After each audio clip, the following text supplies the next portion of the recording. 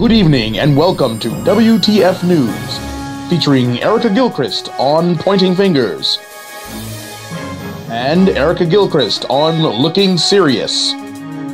Hi, I'm Erica Gilchrist and welcome to WTF TV. But seriously, we made a little spoof about the news, but there is a great responsibility that journalists have when bringing the truth to the public. Now, I grew up watching this next person we're interviewing since I was a little girl, and she's always been someone that I admired and respected and trusted to deliver the truth about the things that happen in the world. And I'm really honored that she agreed to do our show. So without further ado, let us introduce to you pioneer Robin Robinson. An opportunity to catch up with Gladys and talk to her about her work before the concert. How big of a part did music play in your holiday traditions as you were coming up? Republican Congressman Peter Roscom called the Caterpillar CEO's letter a warning shot. I'm wondering if this might be one answer to a dangerous dilemma, African-American women in particular. Hi, I'm Erica Gilchrist, the Unstoppable Woman, speaker, author, and trainer, and welcome to this episode of WTF, Women Thriving Fearlessly, where we feature the personal stories of successful people to inspire women to thrive. And with us today, we have veteran broadcaster Robin Robinson, who recently stepped down from the Fox News anchor desk. And she's with us today to talk about some amazing projects that she's working on that will inspire you to thrive. And we're excited to have her with us. Well, Robin, thank you so much for joining us today. We do appreciate your time. My pleasure. You know, we know that you're really busy, so we appreciate you taking a moment to talk to us. So what do you have going on right now? Well, I imagine you're speaking in terms of what people know me for, which is broadcasting. So I have a project going with WYCC PBS here in Chicago. It's kind of the baby PBS.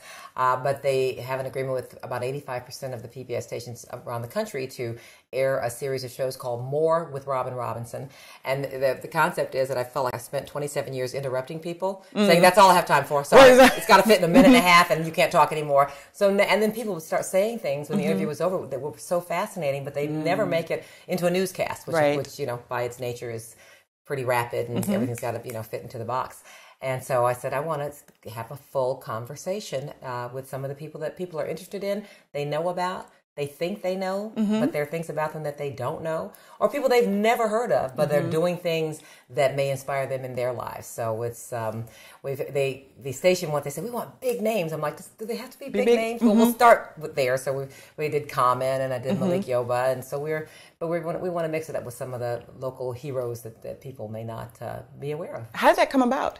Well, you know, it's a small family in broadcasting, and so the station manager at WYCC used to work with me at Fox 32. He has taken YCC to another level. It used to be kind of, you know, it's the community colleges that holds the license for that. And it used to be kind of like almost online classes or announcements and no locally originated programming. He has really, you know, stepped up their game. They're not even sure how they're doing it sometimes, so they're not resourced as like WTTW, the primary PBS station in town. So if you think of WTTW with a $5 million budget, no, I'm sorry, like, you know, like a $40 million budget, and YCC with a $5 million budget. So, but they've got the In the Loop, which is a show once a week, which kind of wraps up the news of the city. They're actually going to broadcast live the regional Emmy Awards, and this is another of his name is Paul Buckner, great visionary. Of course, I think so because he thinks I should have a show. Okay. so there was kind of those connections, the people that you meet along the way. And there are a lot of things that have come up over the 27 years of being at Fox that I wasn't able to do. Because, you know, you got that exclusivity. And, you know, even if it were print, it was a problem. Kind of, we own you and, you know, we pay you enough to own you. And I understand that. That's, you know, a company's position. But now I'm kind of free to accept other things. And I think that the acceptance even by corporations to know that people need a bunch of different platforms. There's a lot of different platforms out there, and it really just brings value to whatever it is you have them doing for you. How are you going to find the people who are not big names? Like, what is your criteria to find these fascinating people? I already know them. I've done stories on them for all these years, and they're on the ground. They're doing the work. They're inspiring people, and people like you. Well, you know, I mean, seriously, that maybe only those who you've touched may know what you're doing. But if other people hear what you're doing, they can say, "Oh, I can do that. That is a role model that I've never heard of, but is doing something that I could do and that I'm interested in doing. So, I know a woman who just started offering free yoga in the park in Inglewood, and she's now, bought a ramshackle house, and they have the people in the neighborhood are working with the contractor to fix it up, and they're calling it the Peace House, and it's it's called I Grow Chicago. I think she's a great role model. Yes. Stop wringing your hands and put your hands to work. So it's, I know I can start listing them now, and then I can have them on my show. You can have them on your show. We'll create a movement. I like, create a movement. I'm in. Count me in. So there's some other projects you were telling me about that you do as well, in addition to this one. Well, these are you mean the ones that don't pay? I've been involved for a long time with Clara's House Shelter, and that's a shelter for women and children in Inglewood. And so this gives me an opportunity to devote a little bit more time to them. And because, if you know anything about the shelter world, it's just one constant fundraising effort because there's really not funding per se. But there's a real need. And this is a shelter that was very grassroots, basically a woman who started opening her doors to children in the neighborhood, and then through them connected to their mothers and found out what the problem was, people staying in situations that was endangering themselves and their family because they had no place else to go. And they call her the mother of Inglewood, Clara Kirk, and she started Clara's House like 25 years ago. Wow. And then the Catholic Charities donated a rectory, which has become a 56-bed shelter. And we don't have all the beds full because you have to be able to feed and care for all those people. So there's an entire third floor that has beds, but we can't put people in them. We've turned away probably 50 women in the last 60 days, women and their children. So there's a great need. Sure. And a lot of shelters closing their doors. So anyway, we try to fundraise. You got some money for Clara's House? We're going to find it. Anybody? Right. www.clarashousechicago.org if you're feeling generous. And then, my mentoring program, which is where we met, which is for 6th, 7th, and 8th grade girls at Daniel S. Wentworth Elementary School. My goodness. And they are, that's a handful. Yeah. You came to our sleepover. Yes. So, and it's just a matter, I don't know if we're, changing their world, but we're certainly trying to expose them to some things that they might not ordinarily get to see. And some resources to deal with some of the issues that other people really don't have to deal with. And these girls are resilient, and what they navigate on a daily basis, this lets me know that with a little bit of help, they could take over the world. Absolutely. And I used to live in a shelter because of personal situations, very similar to what you named, and I get the need. There's definitely a need for that, and I actually go back to that shelter and speak with the director there and do things to give back to that. And at Clara's House, we have no paid staff. The people who volunteer are the people who found themselves in need, and Clara's House helped them get to the next step. And it's hard to find a place, especially if you're a mother, where your children can stay with you, and you don't have to be, in a barracks type situation. And it really does feel like you're going to someone's house at Clara's House, and because she's of the neighborhood. Even though people come from all over, I'm talking all over the state that end up at Clara's House because they really don't have any place else to go. But because she's of the neighborhood, there's just that comfort level. You go in and talking to a stranger and all these intake forms and, well, what did you do wrong? And all that, it's not an easy thing to do. People talk about, why do you stay in that situation as if it's so simple? Simple, that's right. And it is complicated and it's different for everyone. There are some recurring themes that you see going on. Oftentimes it's kind of a generational, this is what you grew up with, so you didn't realize that that's not a normal way to, have a family dynamic, and so you're breaking a cycle. So you're right. Thank goodness you go back to the shelter that helped you. Absolutely. My goodness. We shared one bedroom with 5 other people. So there were 3 bunk beds and 2 of us to each bunk bed. And these are people you didn't know? I didn't know. See, we don't do that at Clara's House. We have family rooms where the mother and her children, up to 4 children, could be in a room together. And we don't have any situation where you're kind of sleeping next to somebody you don't know. So the bathroom situation is not always private. Right, exactly. Yeah. But the sleeping is. And it's, it's kind of that Clara Kirk's tough love. It's people, you always have to have your children with you. And if you're going for a job interview or something, then you make arrangements with Clara because she has had people say, so-and-so is watching my kids and they leave, don't come back for 2 or 3 days. Oh, no, because there's lifestyle issues that are often involved in the ending up homeless. What challenges did you come across specifically as a woman building a career in a male-dominated industry? Well, when I chose this career, it didn't occur to me that it was a male-dominated industry. I forgot to factor that in. But I do know that when I was young and growing up in Southern California, and I saw Barbara Walters on the Los Angeles television station that she started at, And I thought she was really cool, but it never occurred to me to do that until I saw Gail Christian, who is an African-American woman, and I saw her on TV, and I remember it clear as day. I said, oh, we do that. Right. Okay. We do that. Okay. So when people talk about, oh, the whole role model thing is overblown, it's really not. If you can see it, if you can see yourself, someone who looks like you or that you can relate to doing something that you thought was beyond your reach, then suddenly it's not beyond your reach. And so I said, well, that's what I'd like to do, which was a relief for my parents, who I think thought I was going to be an actress. Okay. So my dad was a writer, and I did do some acting, fucking grammar school, and I was always ad-libbing. So, if you start ad-libbing Shakespeare, people get a little upset. And I was like, well, we should be saying this, and Puck should be doing that. And so I realized I wanted to author, and that I thought that the truth was much more interesting than fiction. And so I was always a writer, but I was always a performer. So broadcast television lets you marry the two. Okay, so you've got information, it's true, it's real, and which makes it compelling, but you've got to present it in a way that there's a performance aspect to it. So I decided that's what I wanted to do, and I did not say, there's only X number of women or X number of black women, or even I didn't let it enter my consciousness, which probably means I missed a whole lot of people who were trying to hold me back because I just wasn't paying attention to that fact. But challenges, right off the bat, no one ever says we've got too many white males in this newsroom. But let them get 2 or 3 black females, and okay, that's enough. There's this idea of what's unusual, or they'll say we don't have any black females, and they'll run out and try to find one. But if they suddenly looked up and half their staff were female or on-air staff. Now it's kind of flipped a little bit, because you look at broadcasting now, and there's a lot of women, but they all kind of fit the same mold. Have you noticed that? They're very buxom and with long, big curls of hair. It's and lots of makeup. It's very glammed up. Which when women first started, making their way in broadcasting, which I hate to say, but I guess I was one of them because it was that long ago. We almost tried to. I said we had to, had everything on but the tie, because it was like trying to be a man.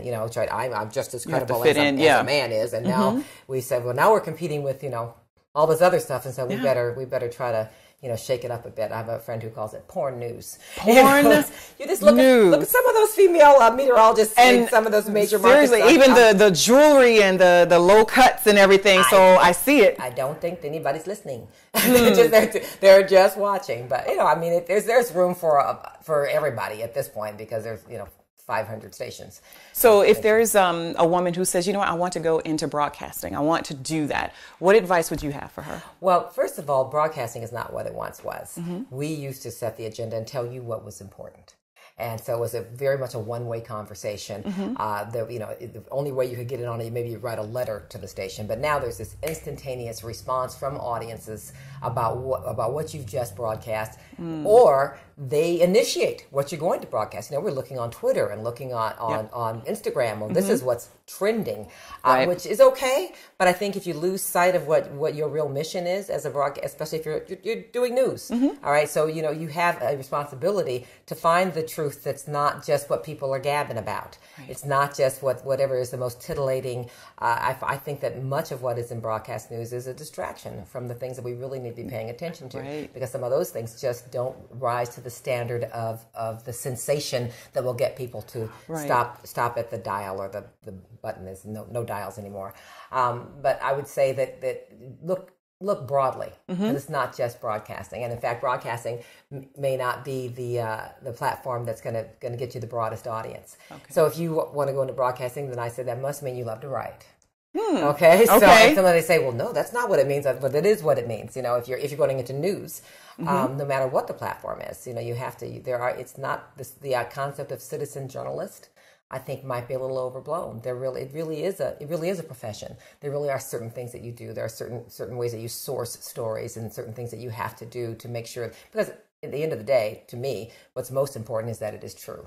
Yes. To the best of your ability. And I think sometimes people just go with what they've heard, or they read it someplace on the internet, or somebody else wrote it, and so they've taken that and incorporated the kind of amalgamating of information, and therefore no one's accountable for anything that's said. I think that you have to realize that you have to be able to stand up and say, I know that to be true, to the best of my ability because I checked this, I checked that, I talked to so-and-so, or I saw with my own eyes, because that way, when it's you speaking against everybody else saying something, but you've got the credibility, then you can stand with what you've written or broadcast or spread around. It's not just a gossip.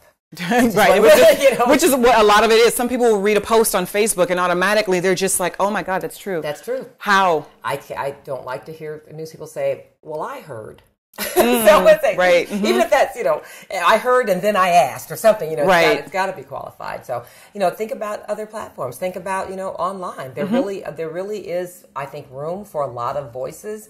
But when you're talking mainstream broadcast media, it's still very narrow. Okay. It's still, and that's still the kind of what everybody's reaching for. And I think that in many ways, the competition from the internet and blogs and what have you has been good for broadcast journalism because, we sometimes we start just cracking our own selves up or, drinking our own Kool-Aid and you kind of shut out the voices that are actually living the experiences that you call yourself reporting on. So let's shift a little bit and let's just talk about Robin. Okay. So let's talk about. I'm not used to that. I am in news. All right. Right. I'm just supposed to be this, objective person, just giving you what's going on.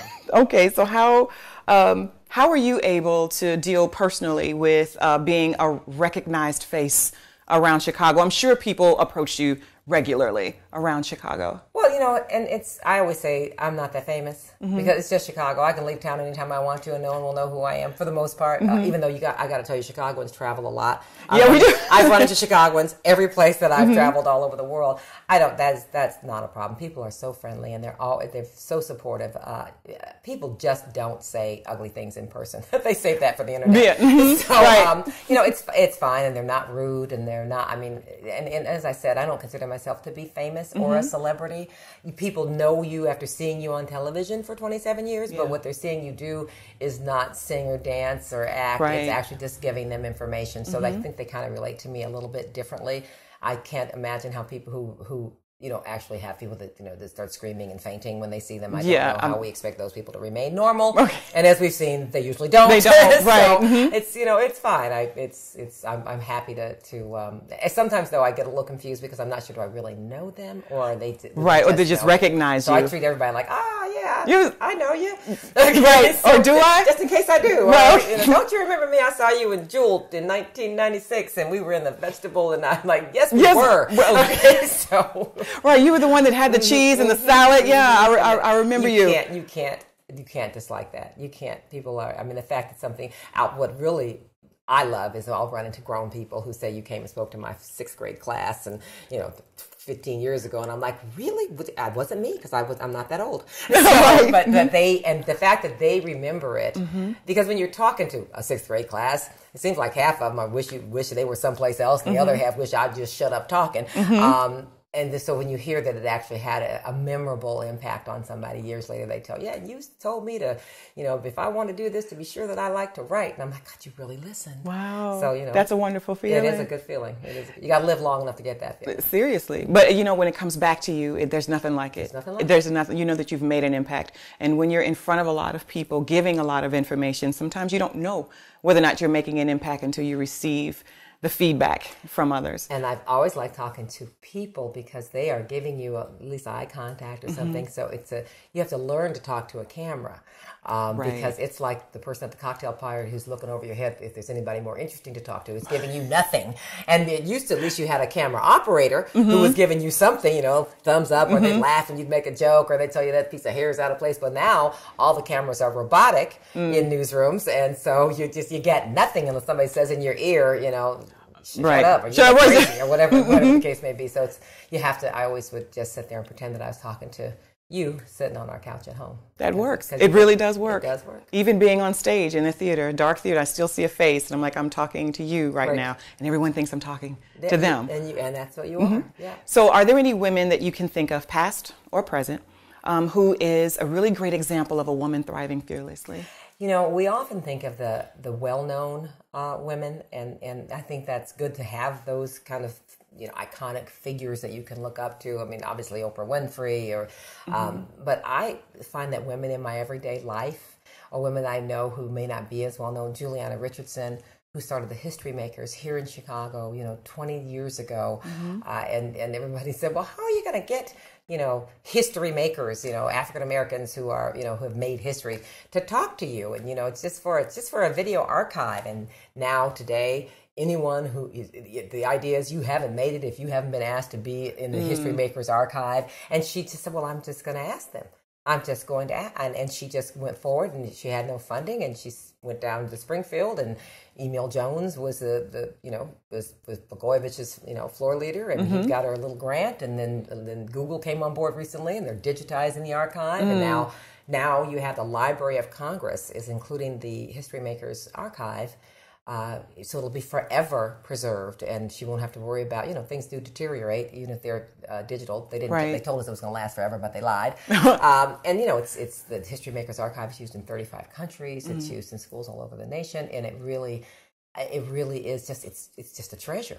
And people that she was able to interview, and they're very long interviews. They're 6-hour interviews. Wow. And you find out, like I didn't know Danny Glover picked cotton. I didn't know. No, maybe it was Isaac Hayes. It was Isaac Hayes who picked, things that these people that we know don't get asked ordinarily, right? Or they don't have. They're always, they're pushing a new movie, or and that's what people talk about is their craft as opposed to them as a person, right? And so I'm going on about the History Makers, so this is one of those things that I really think is a treasure for us. So Juliana Richardson would be one that maybe is not a household name, just 20 women that I know in my life who are juggling, kids, work, dinner, aging parents, all at once. Yeah. And we know a lot of women like that. And to me, they are, you say thriving fearlessly. I love that as a concept, but we all know that we have fears. That's right. And so it's just a matter of how you manage that and not let it stand in your way. I think sometimes, that fear and that adrenaline, it's okay. Just don't let it become the boss of you. Right. So what is something about Robin Robinson that we would not know if we looked on the internet? If you looked on the internet, on the internet, because all you find out on the internet is that I killed Santa Claus. Okay. Let's see. I love to cook and sew, and I am a bid whist master. Bid whist? Oh, I know some people that want to meet you. No, they don't. See? Now see, just because of that comment. I'm a bid whist gangster. No, you don't want any. See? I only play when I'm not teaching. Okay. See? Oh, fierce. That is fearless right there. There are places in Chicago that you can play bid whist every night of the week with some serious bid whist players. I go in, you don't have to know anybody. All they care about is can you play? Can you play? Can you play? And it's a great game to take your mind off everything else. And I also get upset when I meet young people who are in college. I don't play bid whist, I play spades. I say, look, bid whist is our game. It's part of our culture, part of our legacy. And you will sit here and learn bid whist. If you can play spades, you can play bid whist. Everybody who may be listening doesn't know what bid whist is. Better get the game on. Get the game. Yeah. See, I know a couple of people who would be like, yeah, you know what? And it's one of those things that is so black. I did a story on bid whist, I want to say 20 years ago at Fox, and I went out and did man on the street interviews. Not a single white person knew what it was. I said, you know what bid whist is? Isn't that new airline? Isn't that? So it was how are there things that only we know? And even if they didn't play, every black person I talked to knew what it was. I said, this is a real cultural divide. Yes. Where there are things, because, we know everything about the dominant culture. If we may not, engage in it, but we know about it because we have to in order to exist and thrive in where we are. But we have our little cultural secrets and things that are kind of just among us. And I value it. I'm not opposed to anybody learning it or valuing it, but it just is one of those things that lets you know some things just are ours. It's just ours. Just yeah, ours. Absolutely. Yeah. So how can women thrive?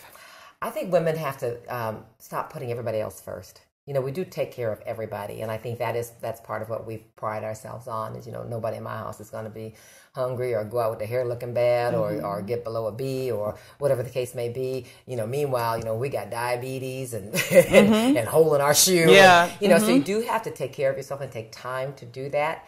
And as the ultimate multitasker, which I know I am, and that's one of my downfalls is I think I can do everything, so that sometimes everything doesn't get done well. And then you feel so bad about that you try to do even more. It's a terrible cycle. So you have to take some downtime and really, prioritize what it is that you want to do. And that's something I'm not good at. It's funny that that's the advice I'm giving. Like I've got it mastered, but I don't. And I feel like when I really sit down and evaluate, where am I doing okay and where am I not? Where I'm not doing okay is in saying no. Yes. Say, no, I can't do that. I gotta focus on this now. So I think that we have to take care of ourselves. And then I don't think there's any way we're going to not take care of everybody in our world like we always do, but we can do it better when we feel whole. Right. And you use the word take. You have to take time for yourself, because if anyone feels like they need you, they just need you and they need you now. That's right. And if you say, I need time for myself, they don't want to hear that. It's like, yeah, but I need. Especially if you haven't been saying it. Right, exactly. Like, what's wrong? Right. Wait a minute. It's like, what do you mean you're not going to help me? Yeah, you're not going to help me right now. I need it, and you always do. So, and that also helps empower other people who've been used to leaning on you. That's right. So I think that's one of the things that we can do. And also to realize we're always doubting ourselves. And to realize that other people, men, doubt themselves, but they'll let anybody know it. Right. You give them a job that's way over their head, and they'll go, yes, I can do this. And then they learn it on the job. And we'll get in a job and every day say, oh, my goodness, somebody's going to find out that I don't know all of this. Don't worry about that. Don't, just do it. Just do it, Just do it. Learn it as you go, just like other people do. And I think that women have to support other women. Yes. A situation has been created whereby we pick at each other, and we anticipate the worst. How many women have you heard say, oh gosh, I hate having a woman boss, because they're always trying to prove something, so they're always trying to be so hard on you. But you go in with that expectation to your new woman boss, and whereas the man boss, you've given him the benefit of the doubt that he's qualified, and whatever he says is not picking on you. It's it's got to be right. So we have to value each other, and get our own good old girls club. Good old girls club. I love it. The charities and the things that you mentioned. If someone who's watching this right now wanted to support the things that you're involved in, how do they do that? Sisters Peak is the mentoring program, and we are always looking for ideas, speakers, money. We operate at one elementary school, so we ourselves are not a 501c3, but as you know, Chicago Public Schools couldn't be needier. So it's definitely not for profit. We just want to make sure it profits the students at some point. It's Sisters Peak Chi, CHI, like Chicago. You can hit us up on Twitter, and we'll hit you up for whatever it is we need. And Clara's House is clara's.housechicago.org. And Clara is spelled C-L-A-R-A. Clara's House Chicago.org, because there's another Clara's House in Ohio or someplace. So don't get us confused. I mean, you can support them too if you like, but I think we have greater need. And if there's something that you want to go to YCC, YCC. And we don't have an air date for the series. It's kind of like a little mini series of shows that'll air for 6 weeks in a row. And look for my program. You said go to YCC. WYCC.org. More with Robin Robinson. More with Robin Robinson. And if there was something you wanted our viewers to take away from this interview, what would that be? Oh, I don't know. What would that be? That I'm very uncomfortable being on the other side of the interviewing dynamic. I'm used to being the one, asking the questions, but I appreciate you inviting me here. And I guess what I would one thing to take away is that I am not finished broadcasting, but this is a kind of a good time for me to step back and look at some of the other opportunities and ways for me to make it fit into my life, as opposed to me, pushing my life, kind of aside so I can focus on this broadcasting career. And I'm not at all unhappy. Oh, very nice. I miss a lot of people that I worked with at Fox, but 27 years is a long time. Yeah, and I think that they can. I think that they can take that ship on without me, and we'll see what else is in store for me. I was sharing with my team before you got here that I was a little nervous about interviewing someone who's been in broadcasting for so. It's like kind of trying to go and sing in front of Whitney. It's just like it's a little different. Whitney didn't know if you were on key or not. So that's okay. So, but you have a very familiar and approachable personality, and I'm just going to say, because my personal and public opinion are the same. Oh, that's good. Yes, that's always good. Yeah, they're the same, and I like you just as a person, as a woman, what you're doing. I really like you, and I said when I thought about just Robin Robinson, I was like, oh, it's going to be fine. And even if I screw it up, she's not going to be like, girl, you messed that up. She's just going to roll with it. Yeah, like I say, if we just ignore the cameras, Sorry, camera operator. And we just have a conversation. Absolutely. That's the key for me. Thank you, Robin Robinson, so much for pleasure. joining us Thanks on for having me. WTF. And thank you all so much for watching WTF, Women Thriving Fearlessly. And make sure you support these wonderful causes that Miss Robin Robinson talked about. And until we speak again, thrive fearlessly. There are a number of different places I could go in debriefing this interview, because Robin Robinson is, to me, a woman who thrives fearlessly. But what does that even mean? To thrive fearlessly, you can define that for yourself. But for me, to thrive fearlessly means to first understand and know who you are. And after that, be okay with it. Be okay with whomever that person is. Thriving fearlessly is what Robin Robinson did after a thriving career in broadcasting. She chose to give back continually to her community. That is a woman who thrives fearlessly. The second thing is taking time out to do the things that you really enjoy and rock out at it. It could be bid whist, it could be dancing, it could be film production, it could be anything that you want. Yes, you have your thriving career, or you may have a thriving personal life, but they're not necessarily separate. To thrive fearlessly, I want you to understand that they encompass each other. Once you thrive fearlessly in here, it spills out in other areas of your life. I was absolutely thrilled to interview such a wonderful woman, pioneer, and veteran broadcaster. Robin Robinson, you are a woman who thrives fearlessly. We want to thank you for watching this segment of WTF, Women Thriving Fearlessly. And while you're here, go ahead and subscribe to this YouTube channel and be sure to share the video on all your social media networks. And until we speak again, thrive fearlessly.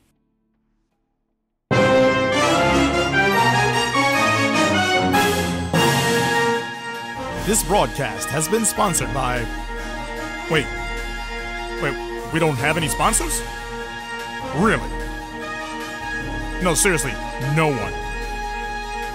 All these friends and not a single... And until we speak again, thrive fearlessly.